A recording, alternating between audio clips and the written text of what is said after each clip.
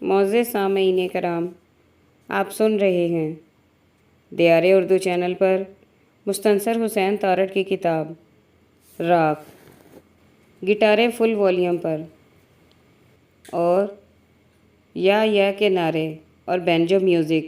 کیا سما تھا! اسی کے دروازے پر جو دستک ہوئی وہ خاصی بلند تھی، لیکن شور میں گم تھی۔ جب دروازہ باقاعدہ پیٹا جانے لگا تو ان تک ایک شائبہ سا آیا کہ شاید کوئی دستک دے رہا ہے۔ اس پر ان دونوں نے بیک آواز ہو کر گانے کے بول دہرائے: keep on, keep on talking but you can't come in. دستک دیتے جاؤ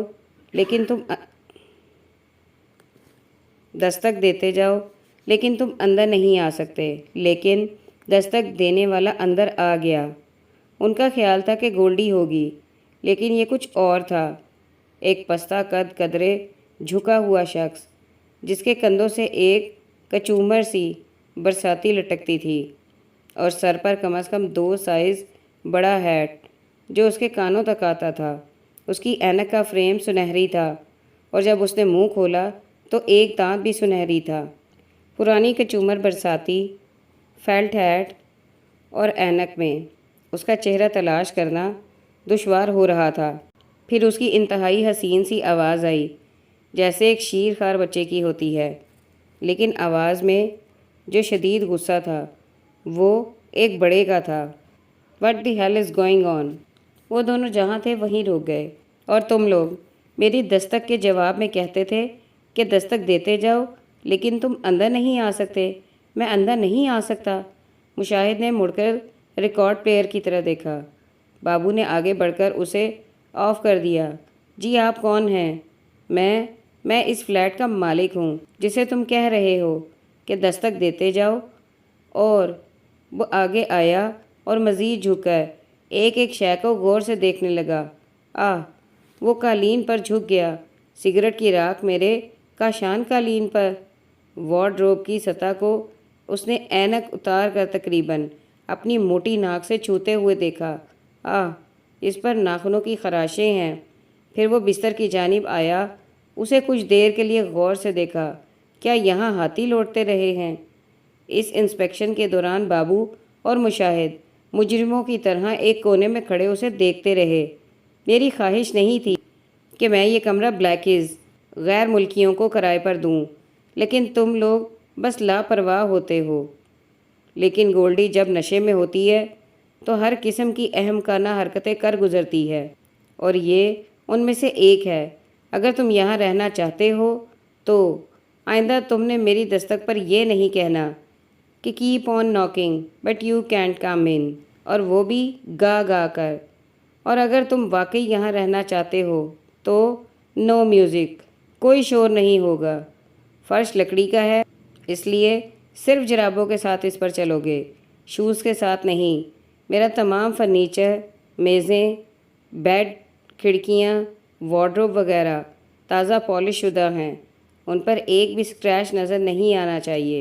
اگر نظر آیا تو آؤٹ یو گو۔ اپنے ناخن بھی ابھی سے کاٹ لو۔ سویٹ ڈیئرز۔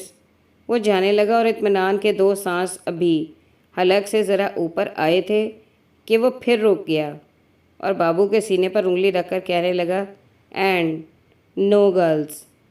وہ چلا گیا۔ اس کی دہشت نے انہیں کچھ دیر خاموش رکھا۔ پھر بابو نے دانت کچکچاتے ہوئے غصے سے اپنا سگریٹ قالین پر پھینکا اور اسے بوٹ سے مسل دیا۔ اس کی بہن کو: "ایزی بابو بوائے۔" مشاہد نے اس کے کندھے کو تھپکا۔ "مجھے معلوم تھا کہ یہ اتنا اچھا ہے کہ سچ نہیں ہو سکتا۔ اس نے "it's too good to be true" کا ترجمہ کیا تھا۔ ابھی جہاں زندگی کی حرکت تھی وہاں موت کی مردنی چھا گئی، اور کمرے کی چھت پر کسی مقبرے کے تاریک گنبد کا گمان ہونے لگا۔ فرائیڈ مچھلی، سفید ساس، آرٹی چوکس، وینو بلینکا اور نیور آن سنڈے کا مزہ کرکرا ہو گیا۔ دونوں شکست خوردہ سپاہیوں کی طرح بالکل ہی بجھ گئے تھے۔ "مشیل۔" بہت دیر کے بعد بابو کی آواز اندھیرے میں سفر کرتی مشاہد کے پاس آئی، اتنی دیر کے بعد کہ وہ اب اس خیال میں تھا کہ بند لیمپ آف کرنے کے بعد اسے گہری نیند میں گئے ایک مدت بیت گئی ہوگی۔ اگرچہ وہ خود نیند کی تاریک فراموشی کی دہلیز پر تھا، لیکن وہاں سے پلٹتے ہوئے وہ خبر رکھتا تھا کہ بابو، جو بہت دیر سے کروٹ بھی نہیں لیتا تھا، سویا نہیں تھا، بلکہ اس مشعل کے بعد جو اس نے کہنا تھا وہ ذہن میں دہرا رہا تھا۔ تم نے بالکل کچھ نہیں کیا۔ کس کے بارے میں؟ اگرچہ وہ جانتا تھا کہ کس کے بارے میں۔ فاطمہ۔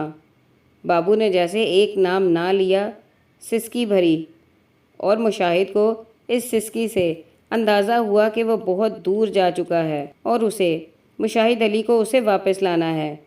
تم کیا چاہتے ہو بابو؟ اس نے ہاتھ بڑھا کر ٹیبل لیمپ کا بٹن دبا دیا۔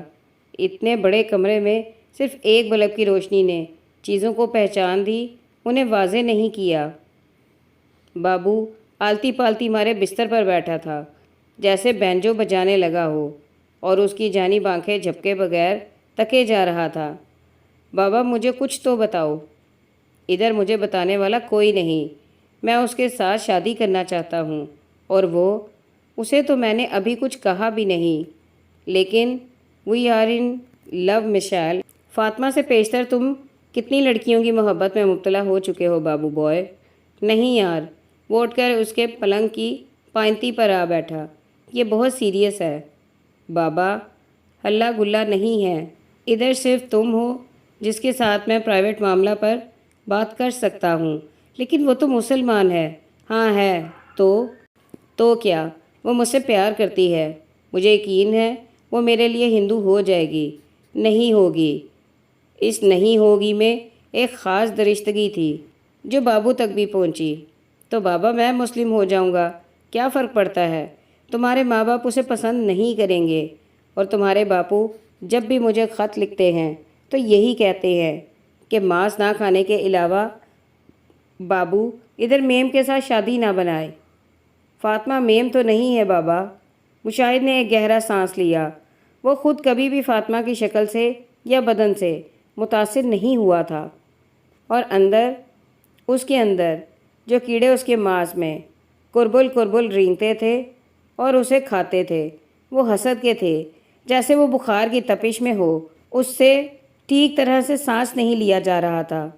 وہ بابو سے یا بابو اس سے کبھی کوئی رومانس، کوئی حادثہ جذباتی یا دوسرا چھپاتا نہیں تھا۔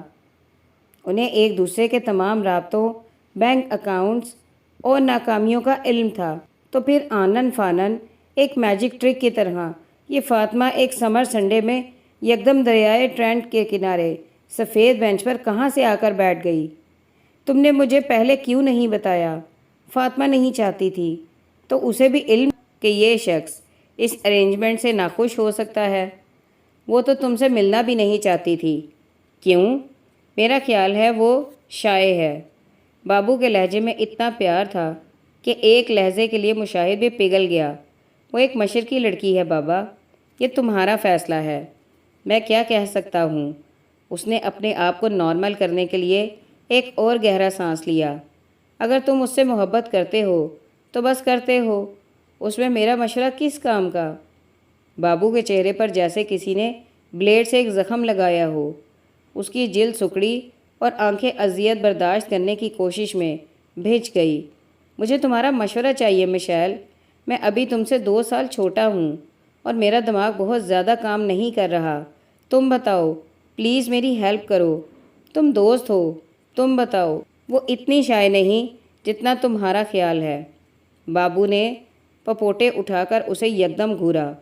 ایک نفرت کے قریب کی پرچھائی اس کے چہرے پر آئی اور گزر گئی۔ اس کی غلافی آنکھوں میں کبوتر ذبح ہو رہے تھے، ان سے خون ٹپکنے کو تھا۔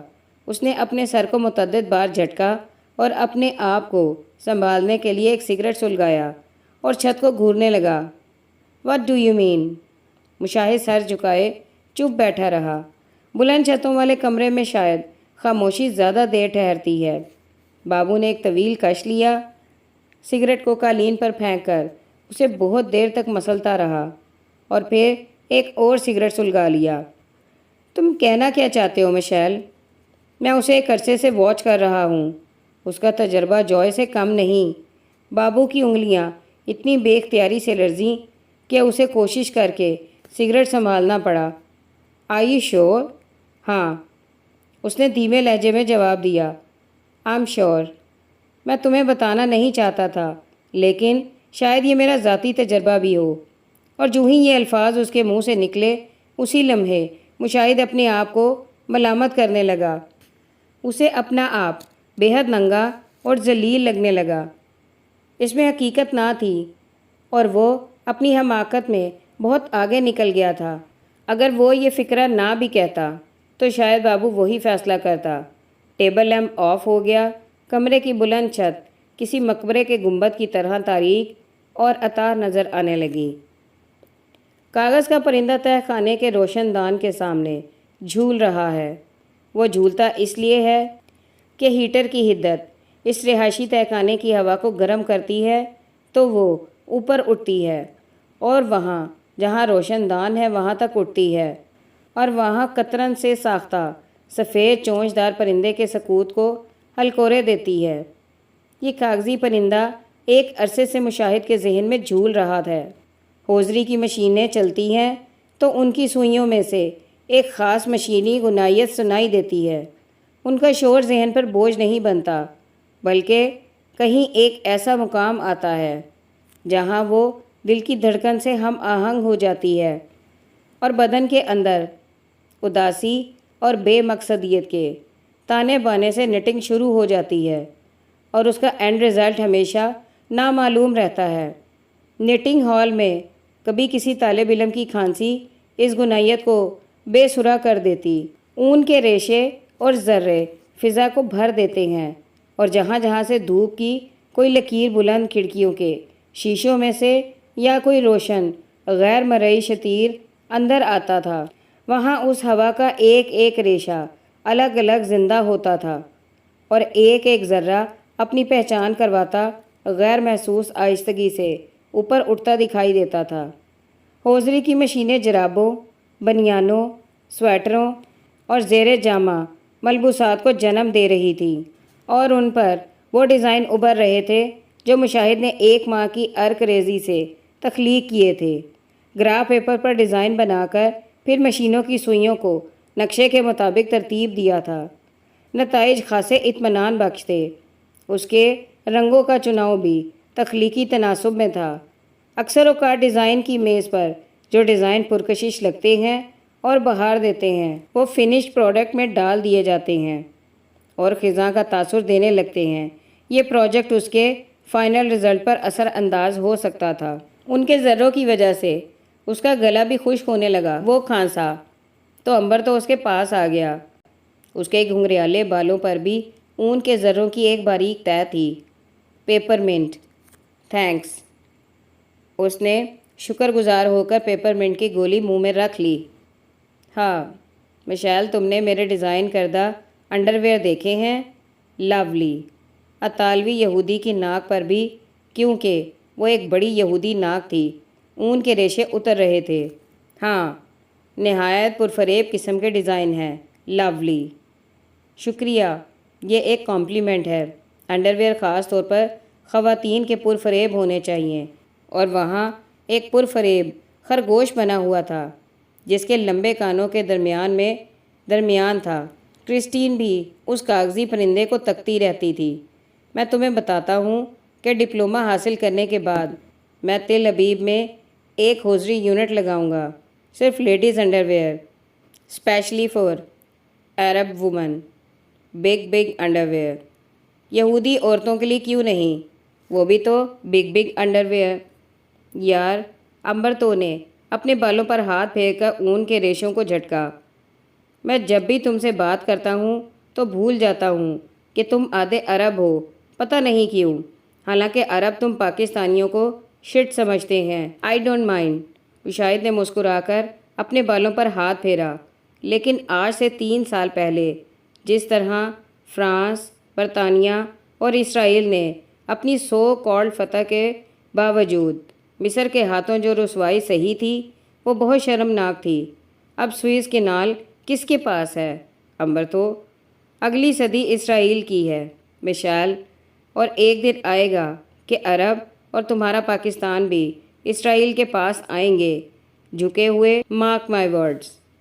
نیور، مشعل نے کہا، اور اسی لمحے اس کی توجہ تیسری مشین کی جانب گئی جہاں 3 سوئیاں بند ہو چکی تھیں اور سویٹر کے درمیان میں ایک خالی دھار سی چلی آ رہی تھی اور ڈیزائن کا ستیہ ناش کر رہی تھی۔ اس نے بٹن دبا کر مشین بند کی اور تینوں سوئیوں کا منہ کھول کر انہیں سیٹ کیا اور اسے پھر سے آن کر دیا۔ اس کی کھٹکھٹ آواز ایک ہموار سطح پر سنائی دینے لگی۔ اون کے ریشے، درے جیسے سردیوں کی صبح میں لاہور کی سرکولر روڈ پر خاک روب جھاڑو دیتے ہوئے صرف یہ اہتمام کرتے ہیں کہ گندگی، مٹی اور گھوڑوں کی خشک لد کو جھاڑو سے شیک کر کے فضا میں اڑا دیا جائے، اور پہلی زرد دھوپ میں مٹی اور خشک لد کے ریزے الگ الگ مولک نظر آنے لگتے ہیں، اور آپ اگر اس غبار میں سے گزرتے ہیں تو سانس روک کر تیزی سے گزر جاتے ہیں۔ یہاں ٹرٹنگھم ٹیکنیکل کالج کے ہوزری سیکشن میں بھی یہی گمان ہوتا تھا کہ یہاں سے ڈرٹی خاکروبوں کا گزر ہو چکا ہے۔ روزانہ 45 منٹ کا ایک پیریڈ اس غبار میں پچھلے 3 برس سے، اگر روزانہ 10 گھنٹے کا ایک ایسا پیریڈ ہو جو آئندہ ملازمت کے دوران کسی بھی ہوزری فیکٹری میں ہوگا، اور یہ پیریڈ 3 برس نہیں زندگی کے اختتام تک چلے، تو وہ زندگی کیسی ہوگی؟ روزانہ 10 گھنٹے کے غبار میں کاغذ کے پرندے کا بھی دم گھٹ جائے، اور کاغذ کا پرندہ تہہ خانے کے روشن دان کے سامنے جھول رہا ہے۔ گولڈی کے ہاں اس رات کے بعد بابو نے فاطمہ کا کبھی کوئی تذکرہ نہ کیا۔ وہ پہلے کی مانند بے فکر اور لاپرواہ دکھائی دیتا، اور بینجو بجاتے ہوئے اس کے منہ میں اٹکے ہوئے سگریٹ سے اب بھی راگ کاشان قالین پر گرتی چلی جاتی، لیکن ان دونوں کے درمیان ایک اجتناب آ گیا تھا۔ بے ساختگی میں کہیں کہیں ساخت کا پہلو آ جاتا، اور وہ یکدم ایک دوسرے کی جانب چور نظروں سے دیکھنے لگتے اور پھر بے وجہ ہنسنے لگتے۔ گولڈی کے ہاں ان کا متوقع خوشگوار قیام ایک عذاب ثابت ہوا۔ اس کا جھکا ہوا یہودی خاوند کسی وقت بھی دستک دیے بغیر کمرے میں داخل ہو سکتا تھا، اور اندر آنے پر وہ ان کی جانب دیکھنا بھی گوارا نہیں کرتا تھا، صرف ناک اونچی کر کے کچھ سونگھتا، اپنے بڑے اور کھلے ہیٹ کو تھامے وہ کسی میز، کسی الماری کی جانب دوڑتا جاتا، جھک کر اس کا معائنہ کرتا اور اسی میز یا الماری سے مخاطب ہو کر کہتا، اسکریچز، پالش شدہ سطح پر اسکریچ ہیں تمہارے ناخنوں کے، اپنے ناخن دکھاؤ، اور وہ دونوں قیدیوں کی طرح مکمل اطاعت سے اپنے ہاتھ آگے کر دیتے۔ گولڈی نے اس اولین ڈنر کے بعد انہیں اگلے 5 روز میں صرف ایک ٹیوٹا سینڈوچ سرو کیا تھا، ورنہ وہ ہمیشہ سر درد کا بہانہ کرتی یا ڈنر کے وقت دستک دینے کے باوجود اپنے کمرے سے باہر نہ نکلتی۔ انہیں اکثر بھوکا سونا پڑتا۔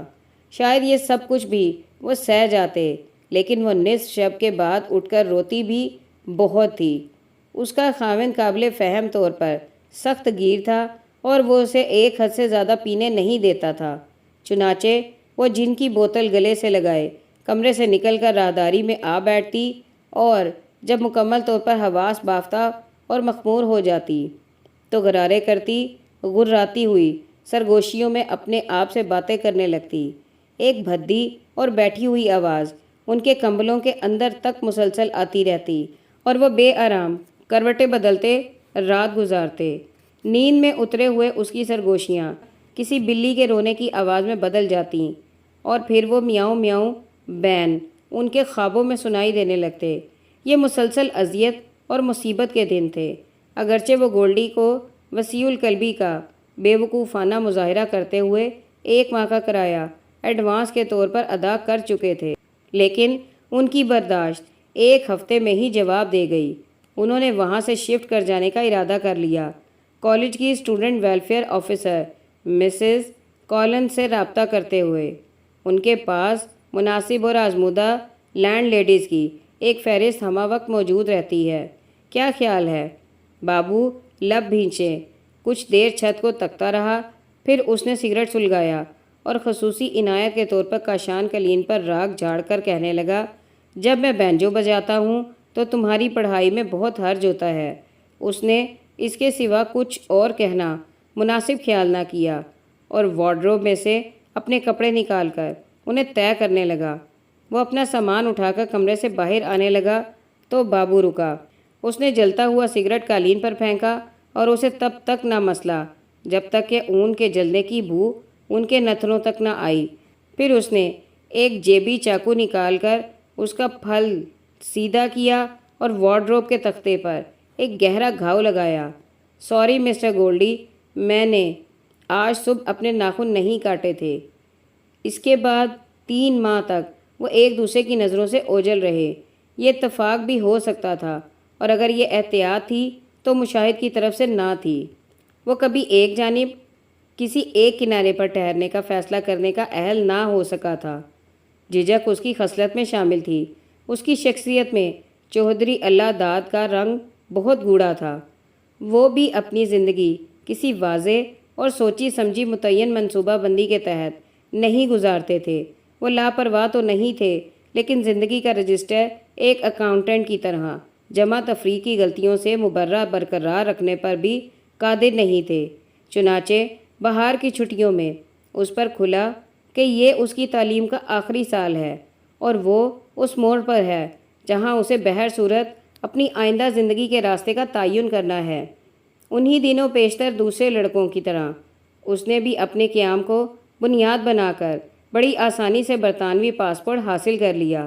ایک خط میں اس نے سرسری طور پر تذکرہ کر دیا کہ آج کی ڈاک میں آپ کے خط کے علاوہ برٹش ہوم آفس سے اور ادھر سے فوری طور پر چودھری اللہ داد کی خصلت میں جتنا غصہ تھا اور وہ بہت زیادہ نہ تھا، بروئے کار لا کر ایک سرزنش کی تحریر اس کے نام آئی۔ برخودار مشاہد، مجھے بیحد قلق ہوا ہے کہ تم نے برطانیہ کی شہریت اختیار کر لی ہے۔ پاکستان، ہمارا پاکستان، تحریک پاکستان، تم اپنے آپ کو بھول رہے ہو۔ کیا تم چودھری اللہ داد کے بڑے بیٹے نہیں ہو؟ اگر ہو تو صرف پاکستانی ہو۔ اس نے ایک معذرت بھری چٹھی کے ساتھ چند ناگزیر وجوہات کی بنا پر برطانوی شہریت، اس لیے برٹش ہوم آفس کو اپنا برطانوی پاسپورٹ لوٹا دیا۔ ان دنوں ابھی دوہری شہریت کا قانون لاگو نہیں ہوا تھا، تو پھر اس نے زندگی میں کیا کرنا ہے؟ برطانیہ میں کسی حد تک ایک واضح، متمول اور روشن مستقبل تھا۔ اس کا طرز زندگی انگلستان میں طویل قیام کی وجہ سے مغربی اقدار کے قریب ہو چکا تھا اور وہ اپنے آپ کو یہاں آرام دہ محسوس کرتا تھا، لیکن پاکستان میں چودھری اللہ داد تھے اور وہاں کہیں برے والا، فیصل آباد یا گجرانوالہ میں کوئی پرانی ہوزری فیکٹری اپنے اون اور سود کے غبار سمیت 10 گھنٹے کے روزانہ پیریڈ کے ساتھ اس کی منتظر تھی۔ اگر اسے ملازمت مل جائے تو، کیونکہ ٹیکسٹائل کے شعبے میں ان دنوں ہوزری کی نسبت ویونگ اور سپننگ زیادہ اہمیت اختیار کر چکی تھی، اور غیر ملکی سند رکھنے والے بآسانی ویونگ یا سپننگ ماسٹرز کی ملازمت حاصل کر لیتے تھے اور تنخواہ خاصی معقول ہوتی تھی، جبکہ ہوزری میں ملازمت کی نسبت ذاتی کاروبار کے مواقع بہتر تھے۔